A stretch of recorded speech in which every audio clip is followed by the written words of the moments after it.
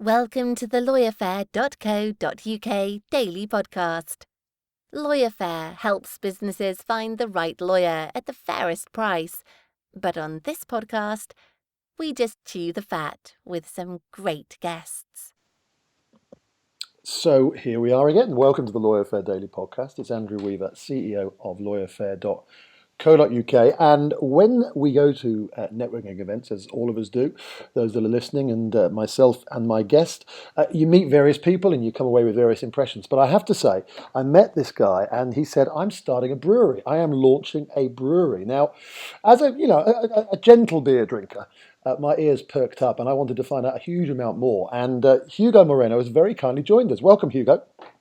Hi, Andrew. How you doing? I'm extremely well. How are you? Yeah, not too bad. Weather could be a bit better, but we can't win them all, can we? No. Listen, it's England in September. It's changeable. That's all I can put it down to. Now, Hugo Moreno is the founder. One of the two. Is it two founders, Hugo? Co-founders of Vandells Brewery. And we are going to learn a lot more about this. But as I say, I met Hugo at a networking event a month or so ago. He mentioned this magnificent project that he was involved in, and he's very kindly joined us. So let me ask you the first question, Hugo, before we go into details about Vandells. What is it? What is it? What is the je ne sais quoi that makes a great beer? I think what makes a great beer is something that doesn't consist of Carling, Foster's, and Budweiser.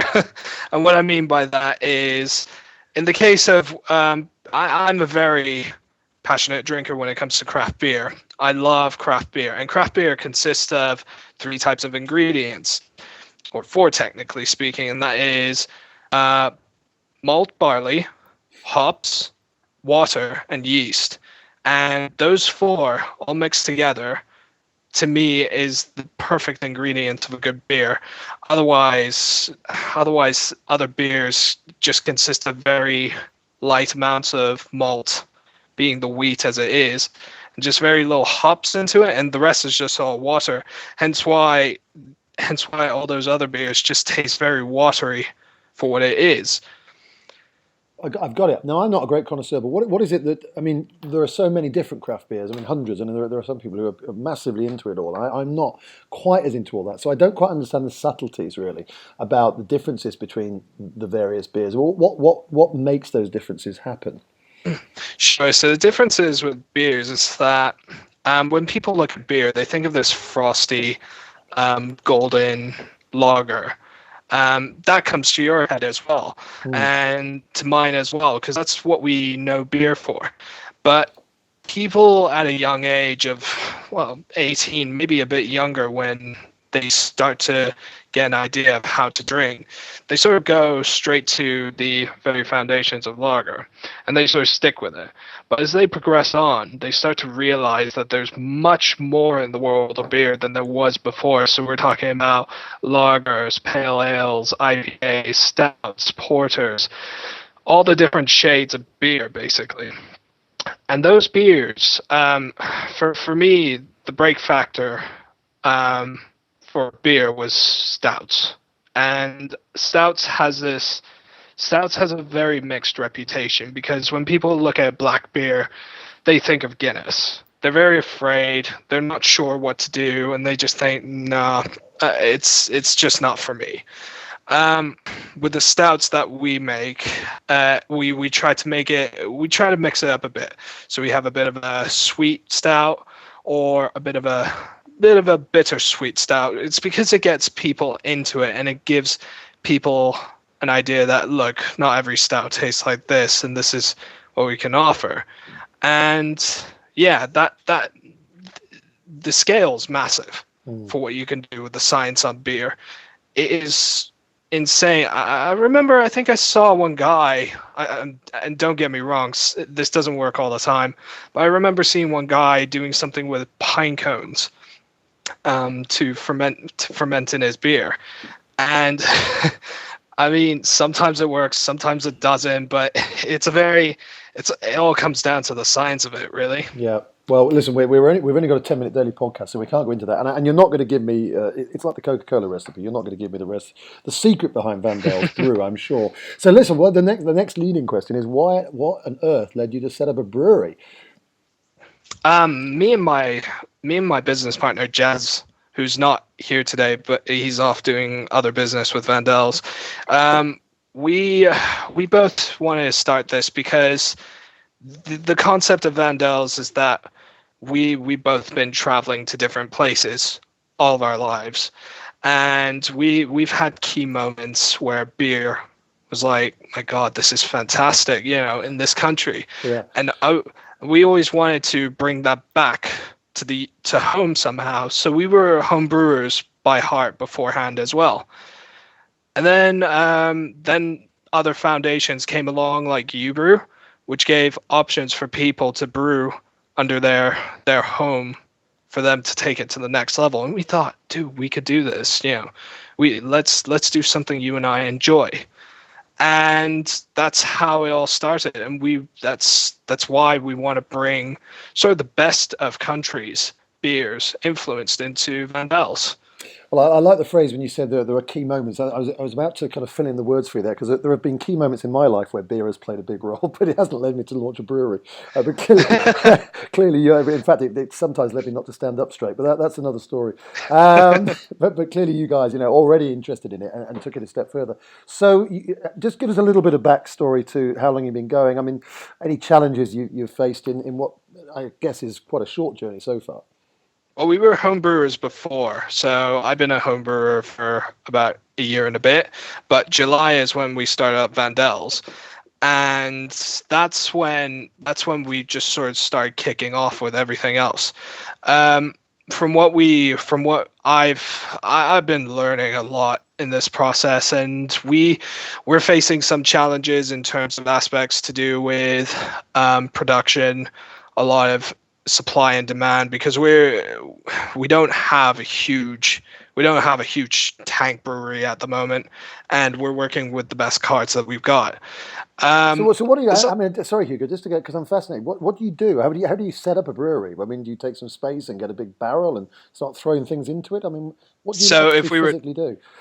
So there are two aspects that you could go with a brewery or a microbrewery. If you were to work in a microbrewery, you get small set of 200-liter tanks, 300-liter fermenters, mashed in along with it as well.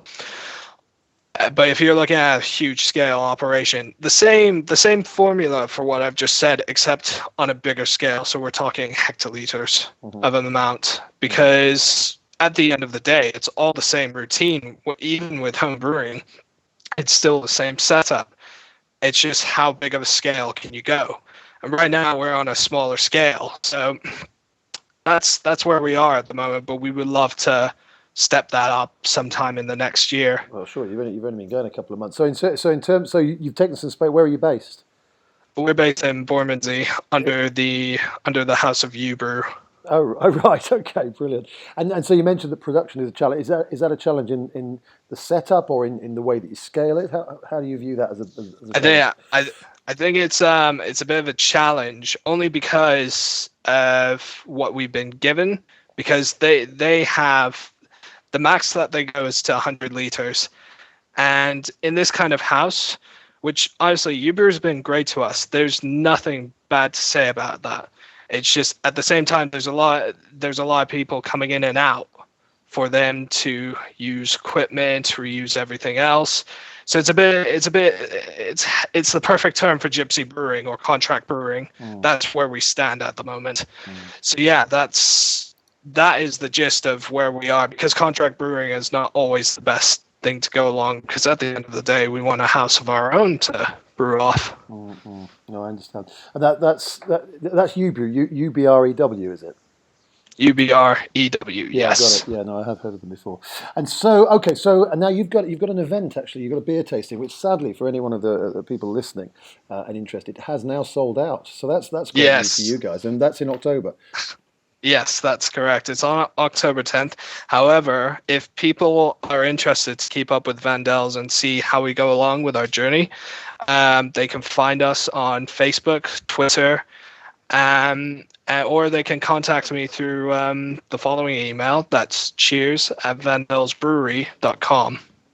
Okay, I mean, we'll obviously keep in touch as well. We'll put all these links at the bottom of the podcast information. But I Sure. mean, in terms of that event on the 10th of October, if you haven't got a ticket, I guess obviously you can't get in. But could you hang around on the outside of the building and just breathe in the fumes? Will it be that kind of If they're that they're kind of that vicarious desperate. pleasure available? And Yeah. what's the route? What do you do in terms of Vandells Brewery in terms of getting it out into market? What's the obvious channels for you?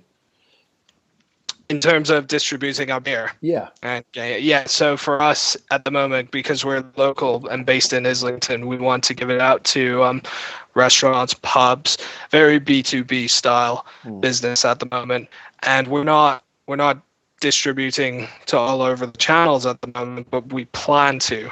So at the moment, we're very local based, and yeah, that's where we And have you stand. got, are those kind of guys coming to the free tasting? I mean, is the marketing kind of starting now?